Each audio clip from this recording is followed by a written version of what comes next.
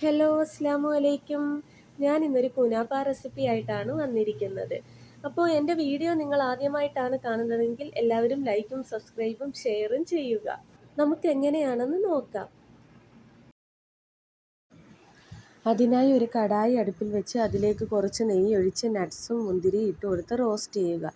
ശേഷം നമ്മുടെ കുനാഫ മിക്സും അതിലേക്ക് ഇട്ട് കൊടുത്ത് അതും റോസ്റ്റ് ചെയ്തെടുക്കുക.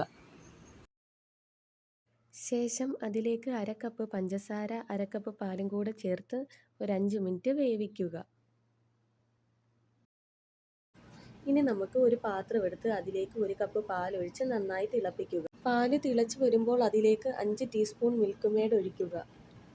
ശേഷം ഒരു ബൗൾ എടുത്ത് 2 teaspoon custard powder, 2 teaspoon cornflour, 2 teaspoon പാല് ഒഴിച്ച് മിക്സാക്കി ഈ പാലിലേക്ക് ഒഴിച്ച് നന്നായി കുറുക്കുക.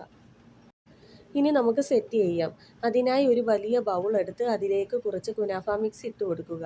ശേഷം നമ്മൾ തയ്യാറാക്കി വെച്ചിരിക്കുന്ന മിശ്രിതം അതിൻ്റെ മേലേക്ക് ഒഴിച്ചു കൊടുക്കുക. ഇതേപോലെ നമ്മൾ 2 ലെയർ ആക്കുക. ശേഷം കുറച്ച് കുനാഫ മിക്സും അതേപോലെ തന്നെ നട്ട്സും ഒക്കെ ഒരു ഗാർണിഷിന് വേണ്ടി ചേർത്ത് കൊടുക്കുക.